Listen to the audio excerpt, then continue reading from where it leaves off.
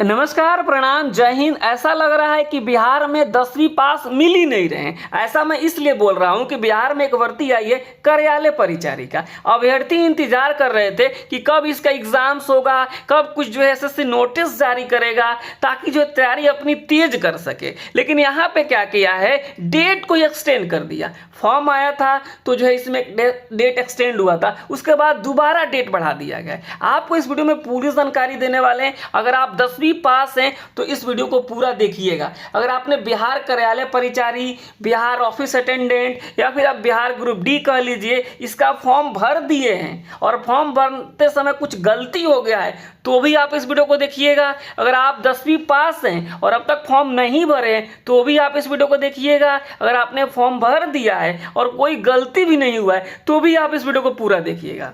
इस वीडियो में आपको कंप्लीट जानकारी देंगे कि कैसे आपको फॉर्म भरना है, कैसे आपको तैयारी करना है, कौन कौन से डॉक्यूमेंट्स लगेंगे, सैलरी क्या होगा, महिलाओं के लिए इसमें खास क्या है, सारी जानकारी देंगे। इसका लास्ट डेट क्या हो चुका है। चलिए वीडियो को स्टार्ट करते हैं और हम शुरू करते हैं सबसे पहले तैयारी से ही कि आखिर इसका तैयारी कैसे करना है। देखिए आज के दौर में सरकारी नौकरी लेना इतना आसान बात है नहीं। सरकारी नौकरी करने के लिए आपको केवल फॉर्म भर देने से नौकरी नहीं होता है, जो है कि आपको तैयारी भी करना पड़ता है, क्योंकि आप तैयारी नहीं कर रहे हैं और उसी सीट के लिए, उसी जो है पद के लिए पटना में कोई लड़का बैठ करके दिन रात पढ़ रहा है तो कहीं ना कहीं आप पीछे पिछड़ जाएंगे। तो यहाँ पे आप तैयारी करना चाहते हैं अपने घर बैठे, आपको कहीं जाना नहीं है, अपने मोबाइल से आप तैयारी कर सकते हैं। अगर आप 10वीं पास हैं और इसका फॉर्म भरना चाहते हैं या भर दिए हैं बिहार कार्यालय परिचारी ऑफिस अटेंडेंट का, तो आप इसका क्लास ज्वाइन कर सकते हैं। क्लास ज्वाइन करने के लिए क्या करना होगा, तो आपको 72 899 59 436 पे व्हाट्सएप पे आपको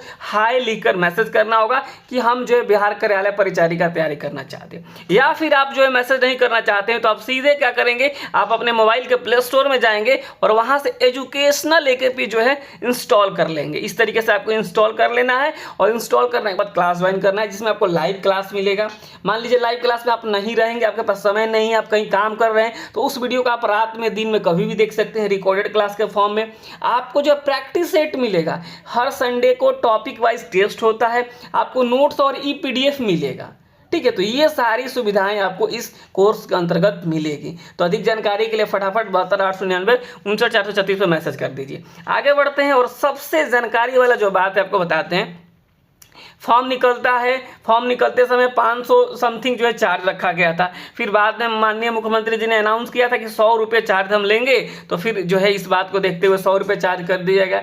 और तुरंत बाद जो है आपको बता दें 24/9/2025 को एक नोटिस जारी होता है और कहा जाता है कि जो अंतिम तिथि 24 तारीख थी, 24 सितंबर इसका जो है फॉर्म भरने का डेट था लास्ट बिहार कार्यालय परिचारी का, उसको बढ़ा करके 14 अक्टूबर किया गया और 14 अक्टूबर जो लास्ट डेट था उसको बढ़ा करके 21 नवंबर कर दिया गया। यानी जो है अब जो है आप 21 नवंबर तक इसका फॉर्म भर सकते हैं अगर आप 10वीं पास हैं तो। ठीक है, ये बात आप समझ लीजिए। आगे बताएंगे कौन कौन से डॉक्यूमेंट्स लगेगा और तमाम चीज़ें आप समझ लीजिए कि अगर आप 10वीं पास हैं और बिहार कार्यालय परिचारी का फॉर्म नहीं भरे हैं तो 21 नवंबर तक भर सकते हैं। हालांकि मैं तो कहूँगा कि आप पहले ही भर दीजिए, लास्ट डेट का इंतजार नहीं कीजिए। अगर आप बच गए हैं, अब तक भर दिए हैं तो तैयारी शुरू कीजिए, वीडियो को छोड़िए, अब चलिए तैयारी पे। यहाँ पर देखिएगा कि जो है कहा गया है कि अगर आपको फॉर्म भरते समय कोई गलती हुआ है तो आप 31 तारीख से लेकर के 24 तारीख तक उसमें एडिट कर सकते हैं। ये बातें कह दी गई है, मतलब 31 तारीख से आप जो है अगर फॉर्म भरने में गलती है तो आप उसको एडिट कर सकते हैं। ये बात इसमें कही गई है। अब आगे चलते हैं, जो आप जानना चाहते हैं, अगर आपने जो है आप जो इसका फॉर्म भरना चाहते हैं तो ये टोटल सीटें हैं 3727। ठीक है, जिसका जो है 35% महिलाओं के लिए रिजर्वेशन है 1216 पद पे। ये बात आप लोग समझ लीजिए। ठीक है, 1216 पद महिलाओं के लिए रिजर्व है, बाकी सीटें पुरुषों के लिए और महिलाओं के लिए, दोनों के लिए है।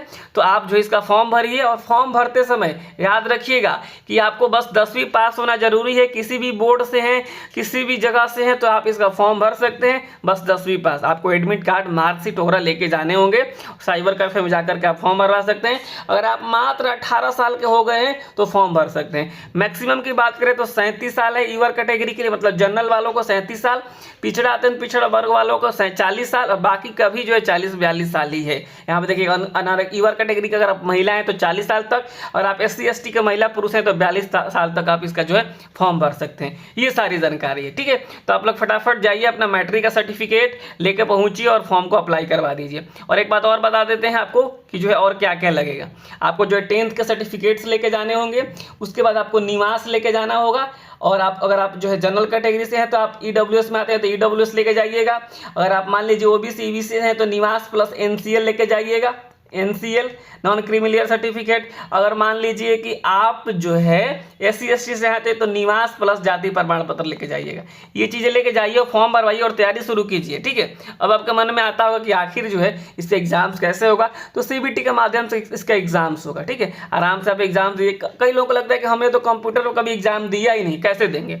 तो मैं आपको बताता हूँ, नीचे एक वीडियो में डाल देता हूँ, ठीक है, कमेंट बॉक्स में, उस वीडियो को आप देख लीजिएगा। और मैं 100% गारंटी देता हूँ कि आपको जो है बिल्कुल आपके मन में जो डर होगा ना, वो डर क्लियर हो जाएगा, खत्म हो जाएगा। जब इसका एग्जाम्स होगा, 2 एग्जाम्स होंगे। पहले एग्जाम्स की हम बात करें तो यहाँ पे 100 नंबर के क्वेश्चंस पूछे जाएंगे। 100 क्वेश्चंस होंगे, सामान्य गणित से क्वेश्चंस पूछे जाएंगे, ठीक है। गणित से हमारे यहाँ जो गणित पढ़ाया जा रहा है, मैं आपको बता दूं, अगर आप पढ़ लेते हैं तो 100% गारंटी है, ठीक है, आपको समझ की। तो गणित पूछे जाए, गणित से क्वेश्चन पूछे जाएंगे, सामान्य ज्ञान से क्वेश्चन पूछे जाएंगे, और सामान्य हिंदी से। बस यही 3 सब्जेक्ट है और इसी से क्वेश्चन पूछे जाएंगे। अगर हम गणित की बात करें तो मात्र 30 अंक, सामान्य ज्ञान की बात करें तो 40 अंक, और साथ ही साथ जो है अगर हिंदी की बात करें तो 30 अंक से क्वेश्चंस पूछे जाएंगे। और फटाफट जाइए, फॉर्म भरिए और तैयारी शुरू कीजिए। अब एक बात निकल कर आती है आप लोगों के मन में कि आखिर जो इसकी सैलरी कितनी मिलेगी और कितना नंबर कम से कम लाना होगा। देखिए यहाँ पे जो है अगर नंबर की बात करें तो ईवर कैटेगरी को 40%, मतलब 100 में 40 लाना होगा क्वालिफाई करने के लिए। पिछड़ा वर्ग के लिए 36.5 नंबर, अत्यंत पिछड़ा वर्ग के लिए 100 में 34, SC/ST के लिए 32, और बात करें महिला के लिए तो 32, किसी भी कैटेगरी का महिला है तो 32, दिव्यांग के लिए 32। ये कम से कम इतना लाना होगा। और फटाफट जाइए, फॉर्म भरिए और तैयारी शुरू कीजिए। तो ये सारी जानकारी हो गई। सैलरी की अगर हम बात करें तो इसमें जो है आपको लेवल 1 का जॉब है तो आपको अप्रॉक्स 35,000 के आसपास ग्रॉस सैलरी इसमें बनेंगे। ग्रॉस की बात करें तो 35,000 आराम से बन जाएगा, और जो है आपको सैलरी भी अच्छी खासी हो जाएगी।